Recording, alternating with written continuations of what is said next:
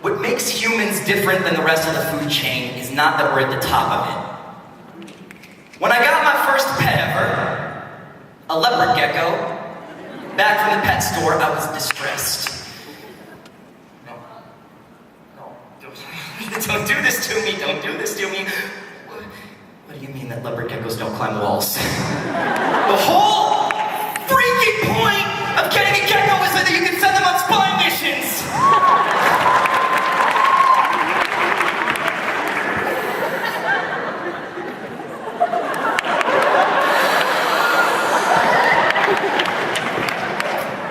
I learned to love him for what he was not.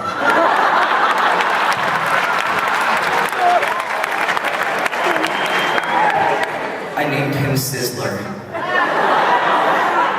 after my favorite restaurant, where you can get chicken nuggets in the shape of dinosaurs. Let me tell you, there is no more inspiring a buffet item than a lump of reconstituted chicken parts that styles itself as a stegosaurus. So Sizzler was a fitting name for a leopard gecko. A truly aspirational beast.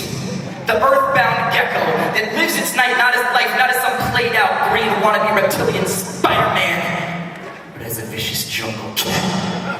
Following in the glorious tradition of the whale, shark, the catch, fish, the egg, plant. And of course, the horseshoe crab.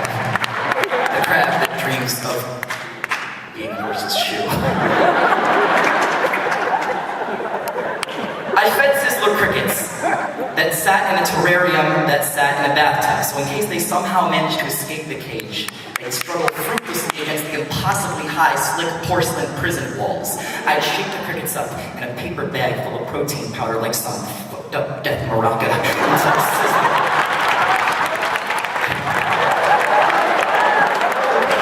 Sizzler crunched in a wing or a spare leg hanging out his lower jaw like salad greens.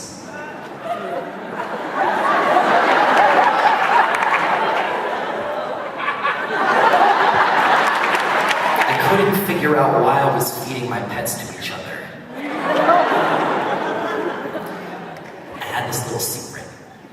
Sometimes I'd slip into the bathroom and whoops, glance at the terrarium roof and slide in a crack to grant the crickets that could climb that granite slab a fighting chance. In case they made it over, they were honorary geckos.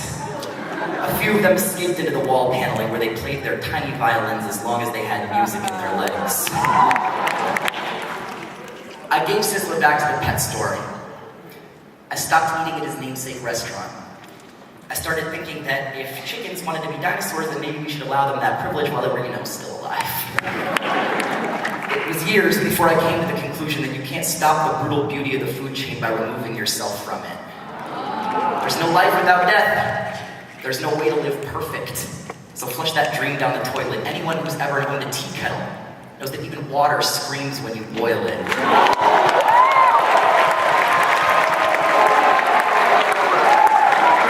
Anyone who's driven a car on the freeway has committed bug genocide. Even if you're a vegetarian, your supermarket produce is sprayed with a product called insecticide. How do you rectify that there are people dying, Watsky, and you're worried about crickets in a world not yet rid of rape and murder? You're talking beef and pig on bacon burgers when kids still beef with pigs on Hagen burger.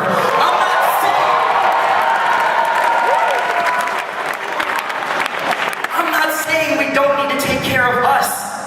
Just that we lose nothing by expanding our definition of us.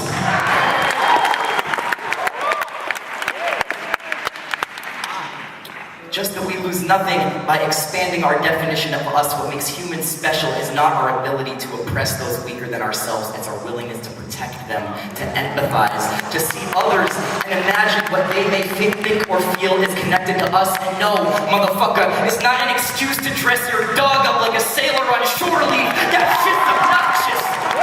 I'm aware that geckos don't want to be leopards and crickets don't dream of being lizards, that those are human projections onto animals that are simply out here trying to function.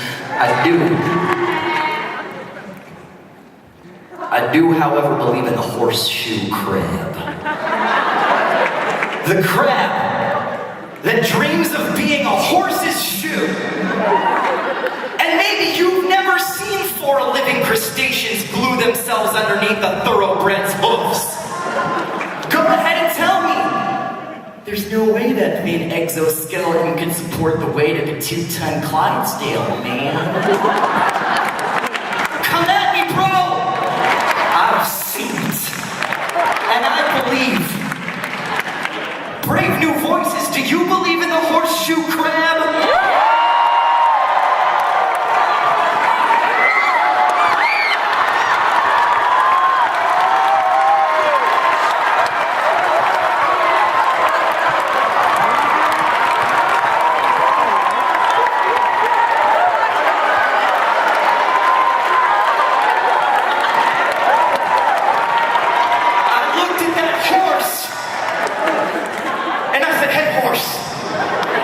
Nice shoes.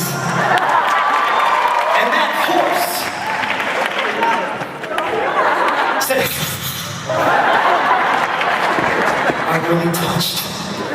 I didn't realize that humans were capable of feeling. You know, I'm not naive, dude. I know that those horseshoes underneath me are no horseshoes at all. Hell, don't tell anybody he's not even a horseshoe crab. If you lean in close, you can tell by the shell. He's actually a hermit crab.